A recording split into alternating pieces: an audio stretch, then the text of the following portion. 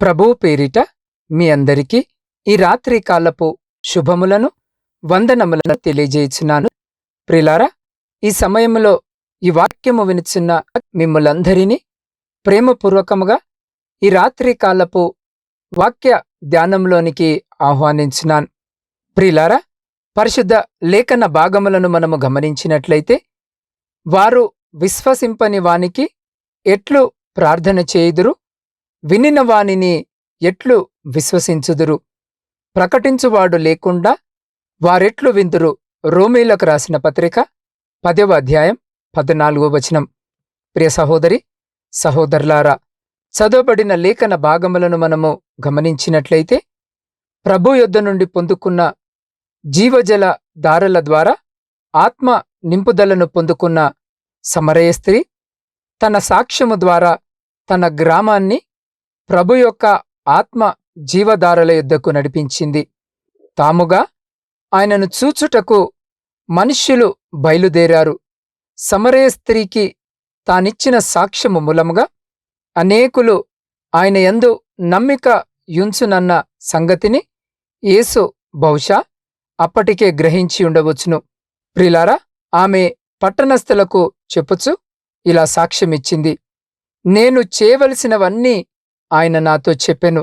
ప్రియులారా, వారు విశ్వసింపని వానికి ఎట్లు ప్రార్థన చేయుదురు, వినని వానిని ఎట్లు విశ్వసించుదురు, ప్రకటించువాడు లేకుండా వారెట్లు విందురు.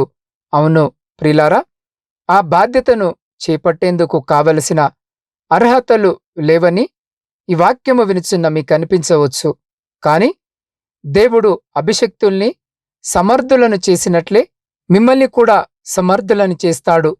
మా వలన ఏదైనా అయినట్లుగా ఆలోచించుటకు మా యంతట మేము సమర్థులము కాదు, మా సమర్థ్యము దేవుని వలన కలిగి ఉన్నది అని పరిశుద్ధ లేఖన భాగములో సెలవిచ్చున్నాయి. ప్రియులారా, ఒక యవనస్తుడు సినిమా హీరోలను రోల్ మోడల్గా పెట్టుకుని జీవించసాగాడు. ఆ యవనస్తుడు ఈ లోకపు మాయను వెంబడించి అవే తన జీవితానికి సంతోషము అని, అవే తన జీవితానికి తుది మెట్టుకు తీసుకువెళ్తుందని దృఢముగా నమ్మాడు.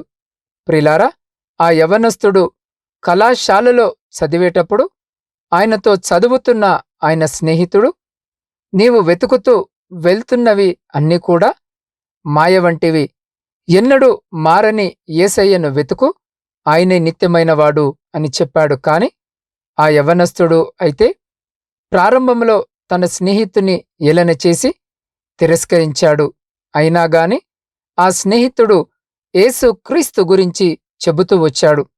ప్రియులారా, ఒకరోజు ఆ యవనస్తుడు ఈయన చెబుతున్నది నిజమో కాదు అని ఆలోచించి ఆకాశము వైపు చూసి, యేసయ్యా, మీరే నిజమైన దేవుడు అయితే మీరు నాకు ప్రత్యక్షపరచండి అని ప్రార్థించాడు.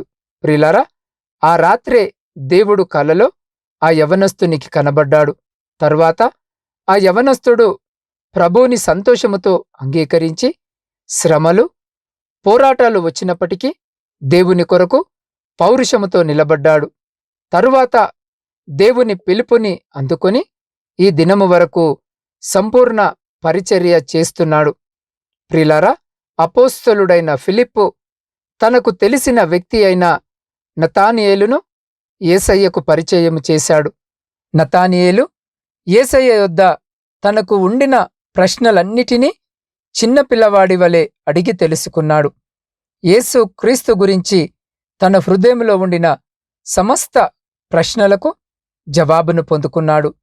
చివరికి యేసు క్రీస్తుని దేవుని కుమారుడు అని చెప్పి ఆయనను విశ్వసించాడు. దీనికి ప్రధాన కారకుడిగా దేవుని చేత వాడబడిన పాత్ర ఫిలిప్పు. ప్రియ సహోదరి సహోదరులారా, ఈ రాత్రి మన చుట్టూ ఉన్న ప్రజలకు యేసు క్రీస్తును గూర్చిన సందేహాలను, ప్రశ్నలను తీసివేయవలసిన బాధ్యత మన మీదే ఉంది. దేవుడు వాళ్ళ మధ్యలో మనలను వెలుగుగాను, జవాబుగాను, మాదిరిగాను పెట్టియున్నాడు. మొదట యేసయ్యను వాళ్లకు పరిచయం చేద్దాం. ఒకవేళ ఈ రాత్రి వారు మనలను హేళన చేసి యేసయ్యను అంగీకరించకపోయినా ఏదో ఒక రోజు ఖచ్చితంగా వాళ్ళ జీవితంలో యేసయ్య అవసరమై ఉంటారు. అప్పుడు మీరు చెప్పిన యేసు క్రీస్తు ప్రేమ వాళ్లకు ఉపయోగపడుతుంది. అది ఖచ్చితం. కాబట్టి యేసు క్రీస్తును ఇతరులకు పరిచయం చేసేవారిగా మనముండులాగున అట్టి కృప, ధన్యత దేవుడు ఈ సమయంలో ఈ వాక్యము వినుచున్న మీకును, మీ కుటుంబమునకును, మరియు మీ ప్రియులకు వారికి ఇప్పుడు ఎల్లప్పుడు సదా ఎల్లకాలము దయచేసి మిమ్మలందరినీ ఆయన తన కృపగలిగిన రెక్కల చాటున భద్రపరిచి సంరక్షించి కాపాడునుగాక. ఆమేన్. ప్రార్థన. సర్వకృపలకు ఆధారభూతుడవైన ప్రియ పరలోకమందున్న పరమతండ్రి, మీ జీవము కలిగిన నామమునకు స్తుతులు, స్తోత్రాలు, వందనాలను తెలియజేయుచున్నాం. దేవా, గడిచిన దినమంతా మా పనులలోనూ ప్రయాణాలలోనూ మీరు మాకు తోడుగా ఉండి ఈ క్షణము వరకు మమ్మలందరినీ మీ కృపగలిగిన రెక్కల చాటున భద్రపరిచి సజీవులనుగా ఉంచినందుకే మీకే కృతజ్ఞతా వందనాలను తెలియజేయుచున్నాం. దేవా, వినిన వాక్యాన్ని బట్టి మేము మీ ప్రేమను ఇతరులకు పంచి మీ గురించి అనేకులకు తెలియజెప్పే వారముగా ఉండులాగున మాకటువంటి మంచి మనసును దయచేయమని వేడుకొనుచున్నాం. దేవా, మేము చంచలమైన మనసు, వివిధ రకాలైన బలహీనతలకు లోను కాకుండా మీ కృపలో భద్రము చేసుకుని మాకు శక్తిని దయచేయమని వేడుకొనుచున్నాం. దేవా, మలినమైన మా మనసులను శుద్ధి చేసి ఇక నుండి మా ఆలోచనలు పవిత్రముగా ఉండుటకు సహాయం చేయండి తండ్రి. అయా, హృదయ అంతరంగములను ఎరిగిన మా దేవా, మా తలంపులలో మేము పాపము చేయకుండా మా ఆలోచనలు సైతం మీ దృష్టికి యోగ్యముగా ఉండేలా మీ సన్మార్గంలో మమ్మల్ని నడిపించండి నాయనా. అయ్యా, మా మనస్సులో వ్యర్థమైన వాటికి చోటివ్వక, ఈ లోక ఆశలు కలిగి ఉండక మీ జ్ఞానముతో మమ్మల్ని నింపండి తండ్రి. దేవా, మా కన్నులు వెళ్ళిన చోటుకు మా మనస్సు వెళ్లకుండా, అపవాది కుయుక్తులకు లొంగకుండా జ్ఞానముతో నడుచుకునే యుక్తిని, మా మనస్సును స్వాధీనము చేసుకునే శక్తిని మాకు దయచేయమని వేడుకొనుచున్నాం. దేవా, పట్టణము లేదా రాజ్యమును సంపాదించుట కంటే మా మనస్సును మేము స్వాధీనపరుచుకొని మీకిష్టులుగా జీవించే ధన్యత మాలో ప్రతి బిడ్డకు దయచేయమని మీ పాద సన్నిధిలో వేడుకొనుచున్నాం. దేవా, ఈ రాత్రికాల సమయంలో ప్రయాణాలు చేస్తున్న ప్రతి బిడ్డ కొరకు ప్రార్థిస్తున్నాం. అయ్యా, బిడ్డల ప్రయాణంలో మీరు తోడుగా ఉండి చేరవలసిన గమ్యస్థానాలకు బిడ్డలను క్షేమముగాను సురక్షితముగాను చేర్చమని వేడుకొనుచున్నాం. దేవా, ఈ సమయంలో శారీరక మానసిక బలహీనతలతో బాధపడుతున్న ప్రతి బిడ్డ కొరకు ప్రార్థిస్తున్నాం. అయ్యా, వివిధ విష జ్వరాల ద్వారా బాధపడుతున్న బిడ్డలందరి కొరకును ప్రార్థిస్తున్నాం. దేవా, ఈ రాత్రి బిడ్డలందరినీ జ్ఞాపకము చేసుకుని మీ పరిశుద్ధమైన హస్తంతో బిడ్డలందరినీ ముట్టి సంపూర్ణ స్వస్థతను బిడ్డలకు దయచేయమని వేడుకొనుచున్నాం. దేవా, వ్యవసాయదారుల కొరకు ప్రార్థిస్తున్నాం. బిడ్డలందరినీ జ్ఞాపకము చేసుకోండి నాయన. అయ్యా, వారు చేస్తున్న పనిని ఆశీర్వదించి వారి సమస్తమును మీ కృపలో భద్రపరచుమని వేడుకొనుచున్నాం. దేవా, పరీక్షల కొరకు సిద్ధపడుతున్న బిడ్డలందరినీ మీ జ్ఞానము చేత నింపి ప్రతి పరీక్షలో విజయము పొందులాగన బిడ్డలను ఆశీర్వదించుమని వేడుకొనుచున్నాం.